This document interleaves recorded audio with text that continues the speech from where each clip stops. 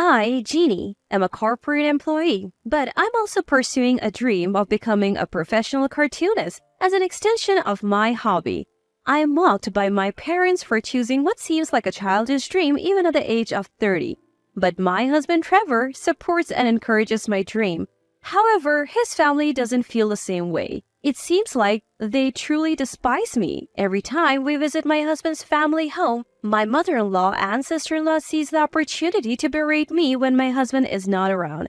Jeannie, are you still drawing those cartoons? A tackle are really clingy, never giving up, and honestly kind of disgusting. Why waste time on that nonsense? I want to see my grandchild's face soon. The couple next door already has their second child, you know.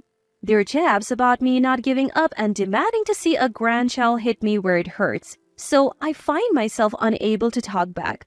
My husband's family home is dominated by the women, especially since his father passed away before we were married and my selfish sister-in-law acts like the supreme authority there. Even now, while sending my husband her brother on an errand, she takes advantage of his absence to be mean to me. She does whatever she wants. Nevertheless, as an only child myself, the existence of a sister-in-law, no matter how bratty or annoying, feels fresh to me.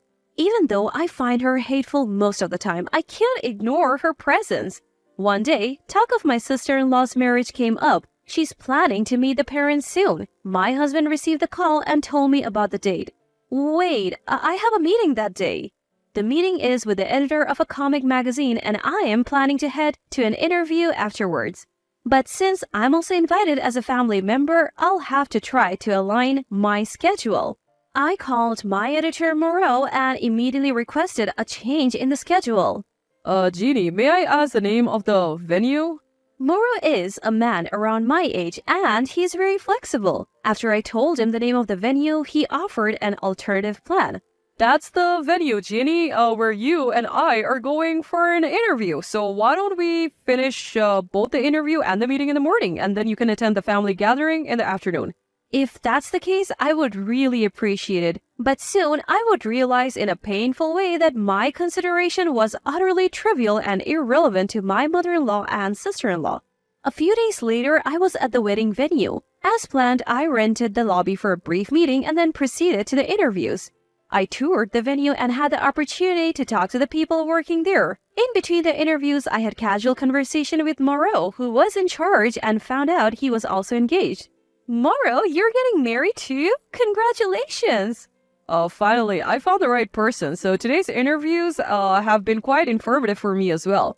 That's wonderful. I hope you have a beautiful ceremony. Later, after having lunch at a nearby restaurant, I returned to the wedding venue.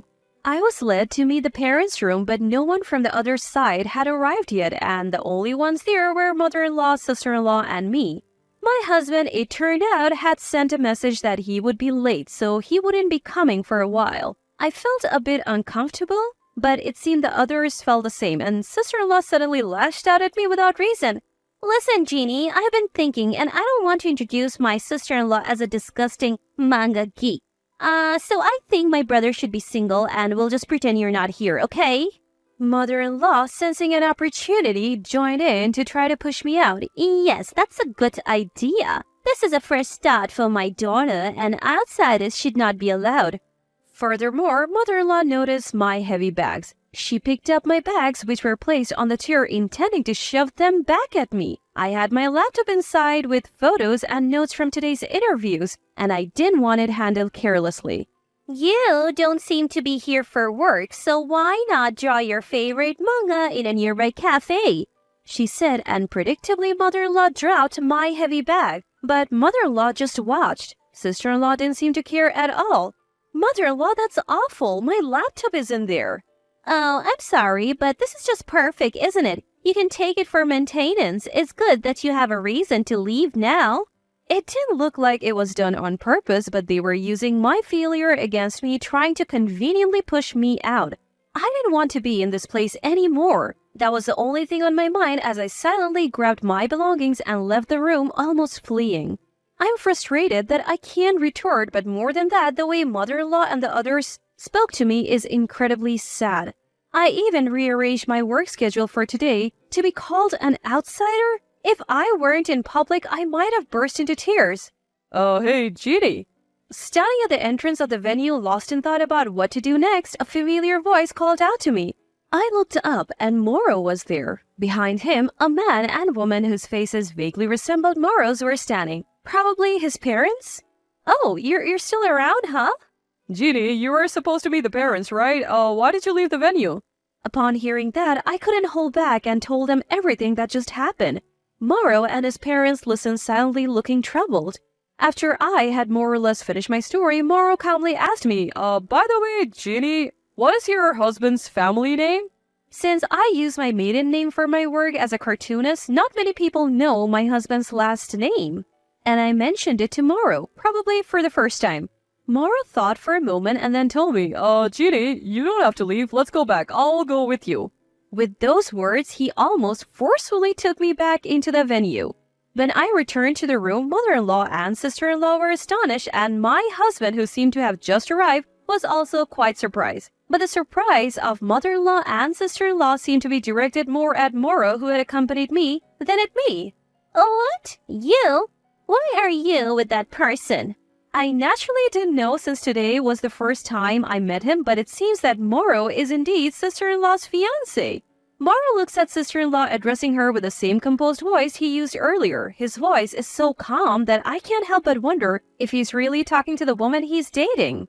It seems I've misunderstood you. I heard about what you were planning with Mrs. Jeannie. You were going to treat your own brother's wife like a nobody, weren't you? Well, what are you talking about? What's going on all of a sudden? As for mother-in-law, she was going to kick out her daughter-in-law as an outsider and even drop and break someone's belongings, right? You're completely different from the person I heard about from her, aren't you? It was an accident. Mother-in-law and sister-in-law are defiant and playing dumb to Morrow's words. We didn't do anything, she's just pulling on an act. Oh, that's not it. She's a nuisance to our household. They even blamed me. I would never break my own work tools. Is your purpose to bother and trouble me at my most crucial time? You always do this. You make our family feel awful at the most critical moments. It's because you're a creepy manga nerd. You don't understand the happiness of normal people. You are an audible living in the world of manga. The insults were more unrestrained than usual, making me feel like coming back was a complete mistake. But Morrow, after listening this far and seeing sister-in-law's unmasked demeanor, seemed to have thought something. He spoke out firmly as if to push her away. Just because you work with manga doesn't mean that's possible. Those documents were for Jeannie's debut series.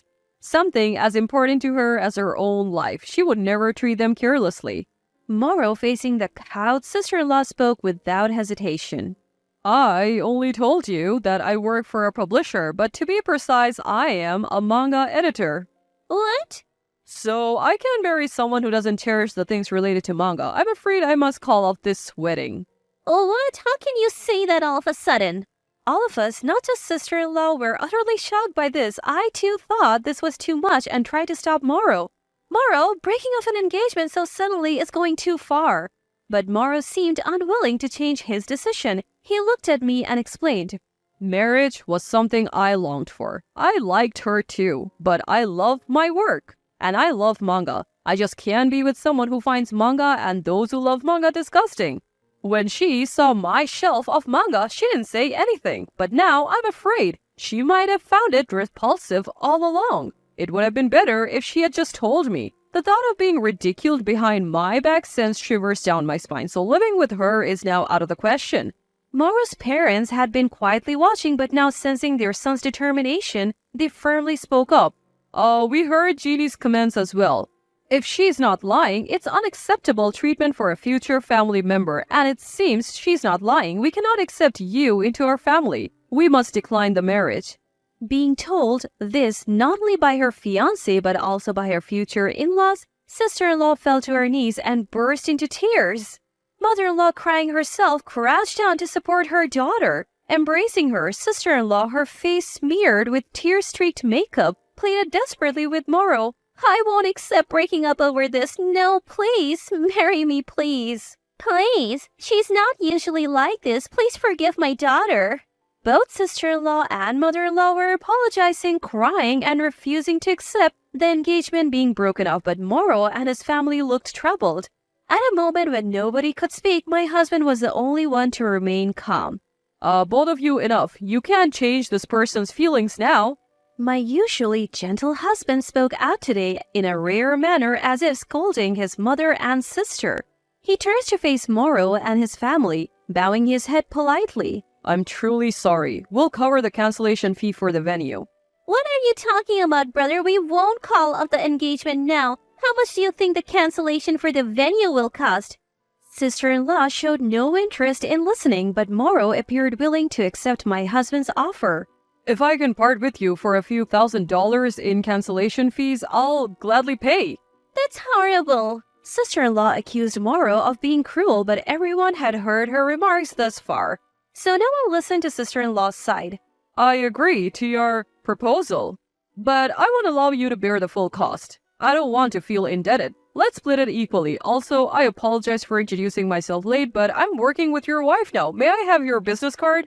Yes, please. Take good care of my wife from now on. My husband smiled and responded for the first time today. However, sister-in-law and mother-in-law couldn't help but feel angry at my husband for taking control of the conversation. Predictably, mother-in-law became enraged. Don't do as you please. Today, my husband was truly strong. He didn't back down to mother-in-law, which he usually would. Who's doing as they please? You've always bullied Jeannie when I'm not around, haven't you? Thought I wouldn't notice? You've belittled me since forever, so I won't say anything more, but I won't tolerate insults to my wife. Once this is settled, Jeannie and I will cut ties with you, Mom. My husband seemed to know, and he had been enduring it all along with me. What are you talking about? Your father has passed away and you're the only man in the family. Mother-in-law was usually flustered upon hearing about cutting ties. Certainly, mother-in-law always seemed to push off anything she didn't understand about managing finances onto her husband, so his absence would cause a problem. Such a selfish way of thinking. After all the times she ridiculed other people's hobbies, she wanted to keep him close because he was useful? Naturally, my husband understood her true feelings and directly opposed her. So, you just dump various troubles on me, and then behind my back you mock my wife like you're doing now, saying that manga geeks are disgusting?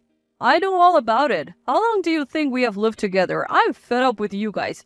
Just the thought of being family with you makes me sick. I haven't experienced this since we were married, but my husband has been dealing with this since he was a child. No doubt he has been living his life being denied for his likes, even at a personal level. As mother-in-law hung her head in shock, sister-in-law suddenly lunged at me in a desperate last-ditch effort. Why did you come back? This happened because of you. I thought I was going to marry a rising star in a top publishing company. Well, I didn't think this would happen either. You should just disappear. While I can't help that you don't like me, I can't marry someone as petty as you, who can respect what others love. Not to mention, if you can accept something about the person you're going to be family with, you can be a family, let alone get married. I don't want anything to do with terrible people like you anymore. With those final words, I pushed away sister-in-law who kept clutching my collar, and she began to cry loudly again, but there was no reason for us to stay here any longer.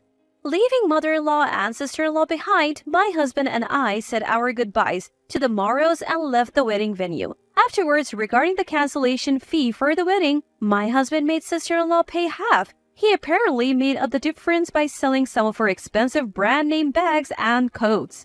It's a good lesson for her, my husband said. Indeed, it was sister-in-law's own doing that led to this situation. She got what she deserved. After witnessing that, my husband and I truly cut off all contact with his family. That said, it's not like we don't have any other relatives.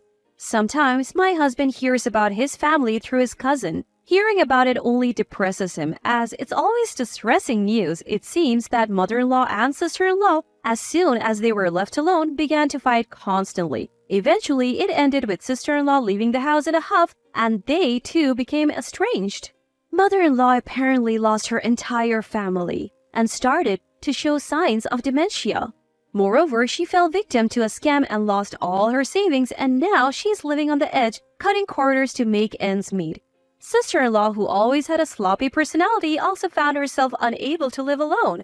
I heard she's stuck, making monthly installment payments and is now being chased by steady repayments. But it has nothing to do with my husband and me, and that's not what's on our minds right now. I won an award for my comic and my debut has been decided. On the day of our private celebration to commemorate the debut, my husband nostalgically recalled the times when he had contact with mother-in-law and said, Jeannie, I'm sorry for making you endure so much. From now on, please draw your comics freely. I will continue to support you. Thank you. Supported by my beloved husband, I will now live happily as a comic artist, working more freely and joyfully doing what I love.